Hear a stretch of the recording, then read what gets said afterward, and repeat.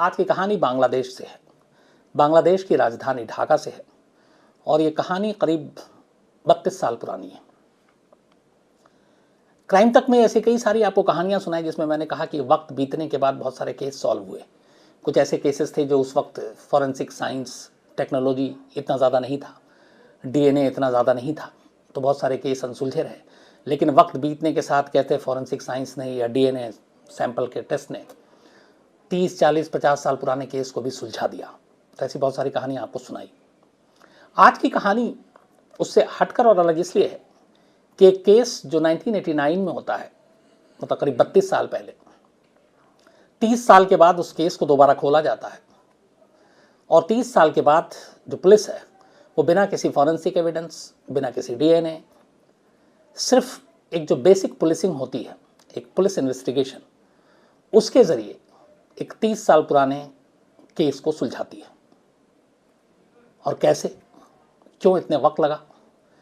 बांग्लादेश में ये जो इंसिडेंट है, ये कत्ल का मामला, ये काफ़ी सुर्खियों में रहा और 30 साल बाद दोबारा हाल में पिछले 2 साल पहले ये काफ़ी सुर्खियों में रहा।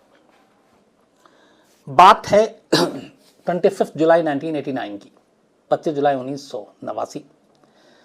सगीरा मुर्शिद सलाम, एक 34 साल की लेडी, 25 जुलाई की दोपहर को अपने घर से रिक्शे पे निकलती हैं। इनकी एक बेटी थी जो स्कूल में पढ़ रही थी, वहाँ पे बहुत ही एक नामी स्कूल है, विकारुन्निसा स्कूल एंड कॉलेज, ये ढाका के बेली रोड पर है। तो सगीरा अपने घर से निकलती हैं रिक्शे पे, स्कूल की छुट्टी का वक्त था, उनका रूटीन था डेली, और वो उसके बाद, ये खुद एक रिसर्चर थी वहाँ के एक इंस्टीट्यूट में ढाका में, अच्छी खासी पढ़ी लिखी, तो रिक्शे पे जाती हैं और बेटी को लेने के लिए। तभी रास्ते में अचानक बेली रोड के करीब, स्कूल से पहले ही, एक मोटरसाइकिल पर 2 नौजवान, और वो अचानक सगीरा का चेन झपटने की कोशिश करते हैं, जो गले में पहना वो हाथ मारते हैं, झपट्टा मारते हैं, और फिर जब वो विरोध करती हैं तो उनमें से एक अपनी रिवॉल्वर निकालता है और सगीरा की तरफ निशाना करके गोली चला देता है। गोली सगीरा को लगती है, वो घायल हो जाती हैं। रिक्शे वाला बदहवास था, तब तक गोली की आवाज़ सुनकर, और ये कई लोग देख रहे थे, राहगीर, क्योंकि चलती फिरती सड़क थी, भीड़ जमा हो जाती है, लहूलुहान सगीरा को देखते हैं। उसके बाद कुछ लोग फ़ौरन मदद के लिए आगे आते हैं और सगीरा को पास के अस्पताल में ले जाते हैं। इधर हमलावर मोटरसाइकिल सवार दोनों भाग चुके थे। हॉस्पिटल ले जाने के बाद डॉक्टर सगीरा को डेड डिक्लेयर कर देते हैं, मौत हो चुकी थी। अब इसके कई विटनेस थे, तो उन तमाम विटनेस ने बताया कि कुछ लोगों ने देखा कि कुछ मोटरसाइकिल पर आए, चेन झपटने की कोशिश की, सगीरा ने विरोध किया, उन्होंने गोली चला दी और इसी में सगीरा की जान चली गई। मतलब मामला कुल मिलाकर झपटमारी का था। अब ढाका पुलिस इस मामले की जांच करती है। मामला एक हाई प्रोफाइल परिवार का था, क्योंकि सगीरा के परिवार में उनके हस्बैंड अब्दुल सलाम, वो भी अच्छे खासे एक अच्छी शख्सियत वहाँ की, उनके शौहर के जो बड़े भाई थे वो डॉक्टर थे, अच्छे खासे उनका नाम था, डॉक्टर हसन अली चौधरी। तो पढ़ा लिखा पूरा परिवार था। ढाका की police bureau of investigation, PIB है, जैसे हमारे देश में अलग अलग होती है, स्पेशल ब्रांच, क्राइम ब्रांच, तो ढाका में पीआईबी है, उसको ये मामले को सौंप दिया जाता है। वो मामले की जांच करती है और पुलिस अपने यहाँ, चाहे देश अलग अलग हमारा हो गया हो, बट गया हो, इंडिया, पाकिस्तान, बांग्लादेश, कई चीज़ें क्राइम के मामले में, इन्वेस्टिगेशन के मामले में बड़ी आज भी सिमिलरिटी है। तो उन्हें पता है कि एक झपटमारी का केस है, कई लोगों ने कहा, वो इधर उधर से झपटमारों की लिस्ट निकालते हैं, पता करते हैं कौन है। उसके बाद उसमें से एक मोंटू नाम का थोड़ा सा बदमाश टाइप का लड़का पुलिस उठा लेती है। उठाने के बाद 17 जनवरी 1991, ये 89 में केस हुआ था, 2 साल लगते हैं। 2 साल के बाद पुलिस इस मामले की जांच करने के बाद ढाका की लोअर कोर्ट में चार्जशीट दाखिल करती है और इस चार्जशीट में इकलौता एक्यूज जो बनाया, जिसको आरोपी, कातिल के तौर पर, वो मोंटू नाम का एक शख्स था। पुलिस चार्जशीट दाखिल कर देती है, कोर्ट में चार्जशीट एक्सेप्ट हो जाता है। अब इसके बाद कोर्ट जो है, इस चार्जशीट में कुछ गवाहों के नाम भी दिए गए थे, तो उन गवाहों को कोर्ट में बुलाया जाता है, एक एक करके गवाही होती है। जब ये गवाही चल रही थी उसमें 2-3 गवाह एक नाम लेते हैं और वो नाम था मारूफ रज़ा।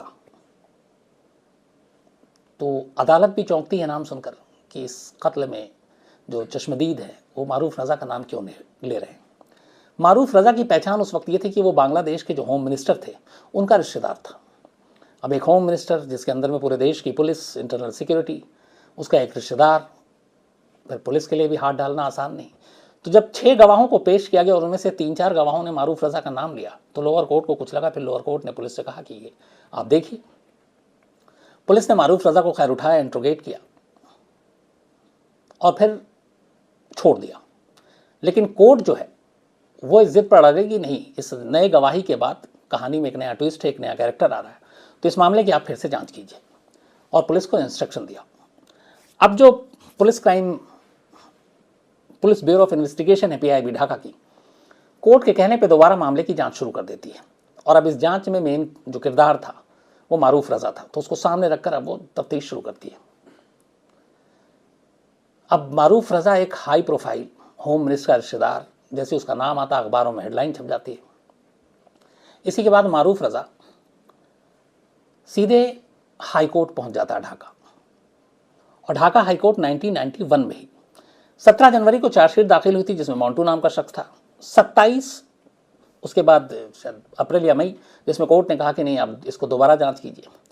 उसके बाद 27 मई 1991 कोर्ट कहती है अब दोबारा जांच कीजिए। कोर्ट अपनी जांच करती रहती है। लेकिन इसी बीच में अब मारूफ रज़ा ढाका हाई कोर्ट पहुंच जाता है और ढाका हाई कोर्ट जाकर कहता है कि मीडिया में और तमाम जगहों पे उसका नाम आ रहा है, उसके ख़ानदान और उनकी मतलब बदनामी हो रही है और इस केस से उसका कोई लेना देना नहीं है, जानबूझकर पुलिस साजिशन उसे फंसा रही है, तो इसलिए इस जांच को रोका जाए जो उसके खिलाफ जारी है। हाई कोर्ट में जब वो पहुंचा और उसने ये सारी दलील रखी, उसके वकील ने, ढाका हाई कोर्ट ने 1991 में एक ऑर्डर पास किया और कहा कि इस मामले में अब आगे कोई जांच नहीं होगी, जो मतलब चार्जशीट था वही होगा और आगे कोई जांच नहीं होगी, बात आई गई होगी।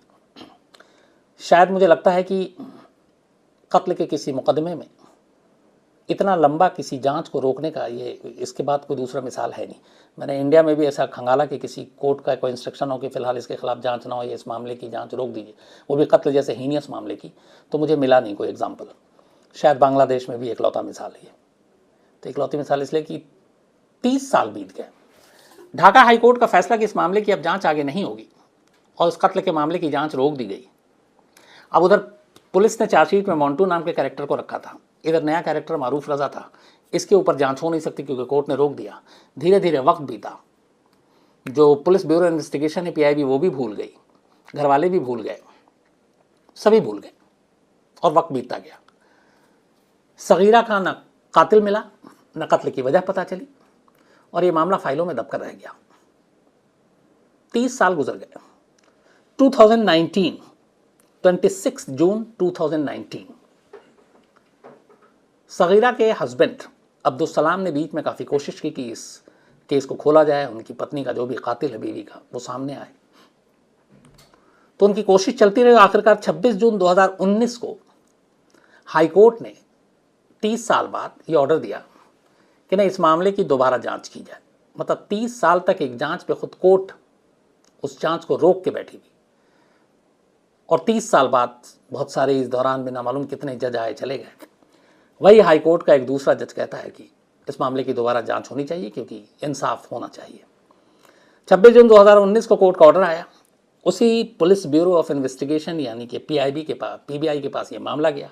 कहा कि आप जांच कीजिए। अब 30 साल बीत गए, गवाह भी उसमें से कई सारे मर गए।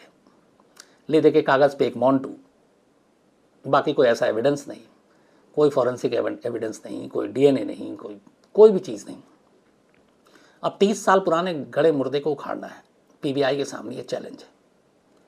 जब ये कोर्ट का ऑर्डर आया 2019 में तो एक बार फिर हेडलाइन बनी, सुर्खियां बनी। तो पुलिस के लिए भी चैलेंज था ये केस। इस केस को जो देख रहे थे उसके एक अफसर ने फिर बाद में इंटरव्यू में बताया कि जब कोर्ट का ऑर्डर आया तो उनके सामने बड़ी दिक्कत थी कि करें क्या, कहाँ से शुरू करें। फिर उन्होंने कहा कि एक काम करो, सबसे आसान तरीका इन्वेस्टिगेशन में ये है कि जहाँ पे आखिरी छोड़ा था वही सिरा पकड़ो और आगे बढ़ो, शायद कुछ मिल जाए। तो अब आखिरी इन्होंने क्या छोड़ा था? आखिरी ये था कि मारूफ रज़ा नाम का एक कैरेक्टर आया, वो हाई कोर्ट पहुंच गया, उसने जाके कहा कि आगे की जांच नहीं होनी चाहिए उसके खिलाफ, और वहीं पे कोर्ट का ऑर्डर आया और जांच रुक गई। तब पुलिस के दिमाग में ये कि मारूफ रज़ा क्यों चाहता था कि उसका या इस मामले की जांच ना हो, उसका इससे क्या लेना देना। अब पुलिस ने मारूफ रज़ा के बारे में इंफॉर्मेशन निकालना शुरू किया। इसके बाद उस वक्त के जो गवाह थे, विटनेस थे, उस ज़माने में जो चार्जशीट की थी, उनको एक एक कर जो जिंदा बचे थे उनको टटोलना शुरू किया। उस मोंटू को जिसको चार्जशीट में इकलौता शुरुआती स्टेज पर कातिल बताया गया था, उसको ग्रिल किया। इन तमाम लोगों से बातचीत करने के बाद पुलिस को एक नई जानकारी मिली, और वो ये कि सगीरा का अपने घर में अपनी मतलब एक तो उनके शौहर के जो भाई थे, उनकी बीवी थी ख़ास तौर पर, उनसे बनती नहीं थी और अक्सर खटपट रहता था। और सगीरा के हस्बैंड के भाई डॉक्टर थे, लेकिन ये खटपट हर घर में होता है, तो इससे कत्ल का क्या लेना देना। पुलिस को कोई क्लू नहीं मिल रहा था। अब पुलिस ने रीविजिट किया उसी बेली रोड पे जहाँ पे गोली मारी गई थी 30 साल पहले, 25 जुलाई 1989 को, 1989 को। और वहाँ जाकर फिर पुलिस ने सारे पुराने फाइल, सारे कैरेक्टर को जिंदा करना शुरू किया, देखना शुरू किया कौन कौन था। उन्हीं में से एक टीम को फिर याद आया कि जिस रिक्शे पे सगीरा को गोली मारी गई थी वो रिक्शा वाला जिंदा है कि नहीं है। पता चला कि नहीं, जब ये हुआ था तब उस रिक्शे वाले की उम्र बड़ी कम थी, करीब नौजवान था, 28-30 साल का होगा, तो 55-60 का हो गया होगा। पुलिस ने रिक्शे वाले की तलाशना शुरू किया, कुछ दिन निकले, लेकिन वो रिक्शा वाला मिल गया। अब पुलिस ने उससे बयान लिया और यहीं से पूरी कहानी पलट गई। रिक्शे वाले ने कहा कि वो 25 जुलाई को जब सगीरा को अपने साथ लेकर स्कूल जा रहा था तो रास्ते में अचानक उसके रिक्शे के सामने एक मोटरसाइकिल पर 2 लोग बैठे हुए आए, और उनमें से एक को देखकर सगीरा ने कहा कि रे तुम यहाँ क्या कर रहे हो। और इसके बाद खैर चेन छीना और गोली मारी और चला गया। अब यहाँ से पुलिस को अब तक जो कहानी थी वो ये थी कि एक झपटमारी चेन स्नेचिंग का केस था, और चेन स्नेचिंग के दौरान विरोध करने पर हमलावरों ने गोली मार दी। लेकिन रिक्शे वाला ये कह रहा है कि सगीरा ने उसको देखते ही कहा था कि अरे तुम यहाँ कैसे और क्या कर रहे हो।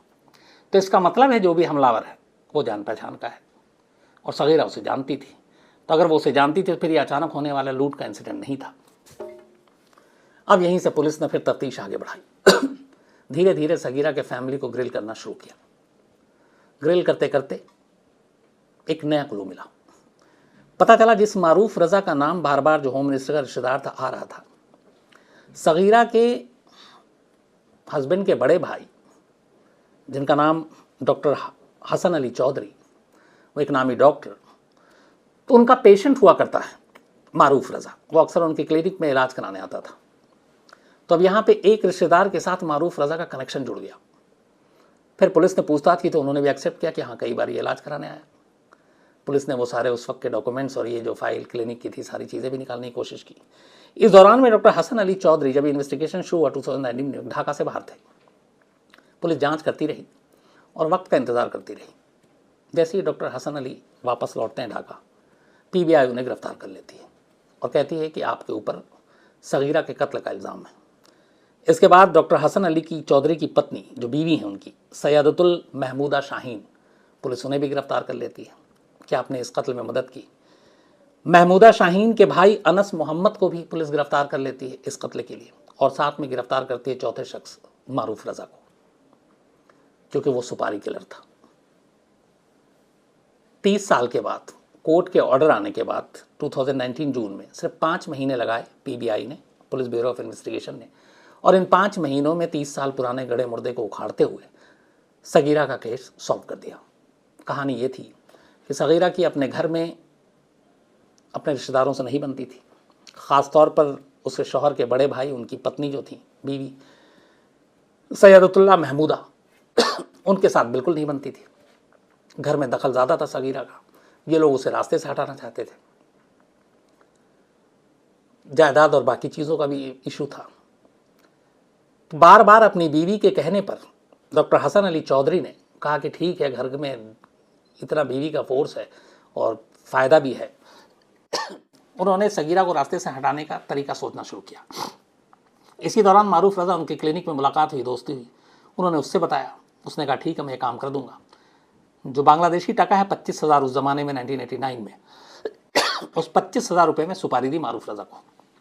मारूफ रजा ने 2 सुपारी किलर हायर किए और फिर 25 जुलाई 1989 को स्कूल के करीब बेली रोड पर सुपारी किलर ने सगीरा की हत्या कर दी।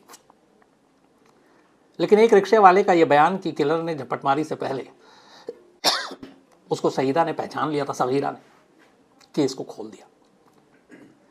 तो 30 साल बाद इस तरीके से ये केस सुलझा। तो एक अदालत की वजह से जिस कत्ल के मामले को 30 साल तक दबा कर रखा गया, उसी अदालत के एक दूसरे जज के फैसले की वजह से 30 साल के बाद उस मामले की फाइलें दोबारा खुली और सिर्फ 5 महीने में पूरा मामला सुलझ गया। ये चारों डॉक्टर हसन अली चौधरी, सैयदतुल महमूदा शाहीन, अनस मोहम्मद और मारूफ रज़ा जेल में है इस वक्त। इनके ऊपर कत्ल का मुकदमा चल रहा है और फाइनल अभी फैसला नहीं आया। जब आएगा तो आपको ज़रूर बताऊंगा, लेकिन चार्जशीट दाखिल हो गई है। इसमें बहुत सारे गवाह भी सामने आ गए और सबसे बड़ी बात यह है कि 1991 में सगीरा के कत्ल के लिए जिस मोंटू नाम के नौजवान को पुलिस ने पकड़कर मेन कातिल बताया था, उसको इस चार्जशीट से हटा दिया गया और कहा गया कि उसका इस कत्ल से कोई लेना देना नहीं, बल्कि उस वक्त पुलिस ने अपने केस को सुलझाने के नाम पर एक गलत आदमी को फंसा दिया था और इसीलिए चार्जशीट में उसका नाम दिया था। तो एक बेगुनाह बाहर हो गया और चार जो असली गुनहगार थे 30 साल के लंबे इंतज़ार के बाद सगीरा के कत्ल के इल्ज़ाम में फ़िलहाल सज़ा काट रहे हैं।